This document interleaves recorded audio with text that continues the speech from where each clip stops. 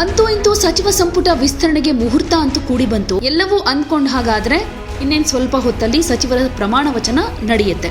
ಆದರೆ ತೀವ್ರ ಗೊಂದಲ, ಅಸಮಾಧಾನದಿಂದ 1 ಗಂಟೆ ತಡವಾಗಿ ಅಂದರೆ 4 ಗಂಟೆ ಮುಂಚೆ ಇದ್ದಿದ್ದು ಈಗ 5 ಗಂಟೆಗೆ ಅದು ಶಿಫ್ಟ್ ಆಗಿದೆ. ಉತ್ತರ ಕನ್ನಡ ಜಿಲ್ಲೆಯಿಂದ ಭಟ್ಕಳ ಮಂಕಾಳು ವೈದ್ಯಗೆ ಸಚಿವ ಸ್ಥಾನ ನೀಡಲಾಗುತ್ತೆ ಅಂತ ಹೇಳಲಾಗಿತ್ತು. ಲಿಸ್ಟಲ್ಲೂ ಕೂಡ ಹಾಗೆ ಇದ್ದಿದ್ದು. ಆದರೆ ಕೊನೆ ಕ್ಷಣದಲ್ಲಿ ಅವರ ಹೆಸರು ಡಿಲೀಟ್ ಆಗಿ ದಾವಣಗೆರೆ ಉತ್ತರ ಕ್ಷೇತ್ರದ ಶಾಸಕ ಎಸ್ ಮಲ್ಲಿಕಾರ್ಜುನ್ ಅವರ ಹೆಸರು ಸೇರ್ಪಡೆಯಾಗಿದೆ. ಈ ದಿಢೀರ್ ಬದಲಾವಣೆಗೆ ಕಾರಣ ಏನು ಅನ್ನೋದನ್ನು ಕೂಡ ಎಐಸಿಸಿ ತಿಳಿಸಿದೆ.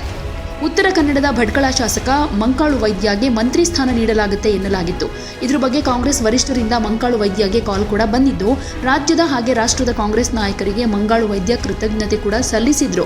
ಇನ್ನು ಅವರ ಬೆಂಬಲಿಗರು ಕೂಡ ಸಂಭ್ರಮಾಚರಣೆ ಮಾಡಿದ್ರು. ಇತ್ತ ಮಂಕಾಳು ವೈದ್ಯ ತಮ್ಮ ಕುಟುಂಬಸ್ಥರ ಜೊತೆ ಪ್ರಮಾಣ ವಚನ ಸ್ವೀಕಾರ ಸಮಾರಂಭಕ್ಕೆ ಅಂತ ಬೆಂಗಳೂರಿಗೂ ಬಂದಿದ್ರು. ಆದರೆ ಇಲ್ಲಿ ಬರ್ತಾ ಇದ್ದ ಹಾಗೆ ಎಲ್ಲವೂ ಉಲ್ಟಂ ಪಲ್ಟಾ ಆಗಿದೆ.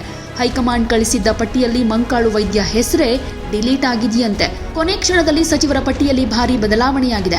ಮಂಕಾಳು ವೈದ್ಯ ಬದಲಿಗೆ ದಾವಣಗೆರೆ ಉತ್ತರ ಕ್ಷೇತ್ರದ ಶಾಸಕ ಎಸ್ ಮಲ್ಲಿಕಾರ್ಜುನ್ ಅವರಿಗೆ ಸ್ಥಾನ ನೀಡಲಾಗಿದೆ.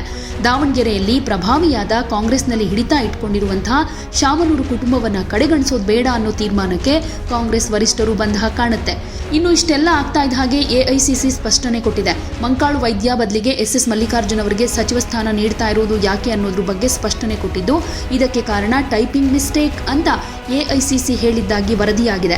ಎಸ್ ಮಲ್ಲಿಕಾರ್ಜುನ್ ಹೆಸರು ಮೊದಲಿತ್ತು, ಆದರೆ ಟೈಪ್ ಮಾಡುವಾಗ ಮಂಕಾಳು ವೈದ್ಯ ಅಂತ ಆಗಿದೆ. ಈಗ ಹೆಸರು ಸರಿಪಡಿಸಿ ಎಸ್ ಮಲ್ಲಿಕಾರ್ಜುನ್ ಹೆಸರನ್ನ ಸೇರಿಸಲಾಗಿದೆ ಅಂತ ಎಐಸಿಸಿ ಹೇಳಿದೆ. ಈ ಬೆಳವಣಿಗೆ ಮಧ್ಯೆ ಅವರ ಪತ್ನಿ ಹಾಗೆ ಸಂಸದೆಯಾಗಿರುವಂತಹ ಪ್ರಭಾ ಮಲ್ಲಿಕಾರ್ಜುನ್ ಅವರು ಸೋಷಿಯಲ್ ಮೀಡಿಯಾದಲ್ಲಿ ಒಂದು ಪೋಸ್ಟ್ ಕೂಡ ಹಾಕಿದ್ದು, ಸಚಿವರಾಗಿ ಪ್ರಮಾಣ ವಚನ ಸ್ವೀಕರಿಸಲಿರುವ ದಾವಣಗೆರೆ ಉತ್ತರ ವಿಧಾನಸಭಾ ಕ್ಷೇತ್ರದ ಶಾಸಕರಾದ ಶ್ರೀ ಎಸ್ ಮಲ್ಲಿಕಾರ್ಜುನ್ ಅವರಿಗೆ ಹಾರ್ದಿಕ ಶುಭಾಶಯಗಳು ಅಂತ ಕೂಡ ಪೋಸ್ಟ್ ಮಾಡಿದ್ದಾರೆ.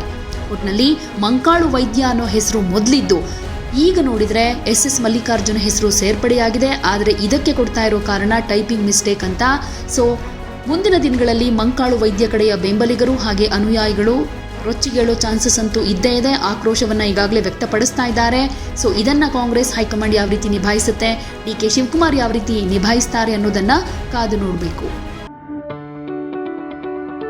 ಯಾವುದೇ ಸುದ್ದಿಯ ಅಪ್ಡೇಟ್ ಅನ್ನ ಮಿಸ್ ಮಾಡ್ಕೊಳ್ಬಾರ್ದು ಅಂದ್ರೆ ಈಗ್ಲೇ ಒನ್ ಇಂಡಿಯಾವನ್ನ ಸಬ್ಸ್ಕ್ರೈಬ್ ಮಾಡಿ. ನಿಮಗೆ ಬೇಕಾದ ಭಾಷೆಯಲ್ಲಿ ಎಲ್ಲಾ ಸುದ್ದಿ ತಿಳಿಬೇಕು ಅಂದ್ರೆ ಒನ್ ಇಂಡಿಯಾ ಆಪ್ ಅನ್ನ ಡೌನ್ಲೋಡ್ ಮಾಡ್ಕೊಳ್ಳಿ.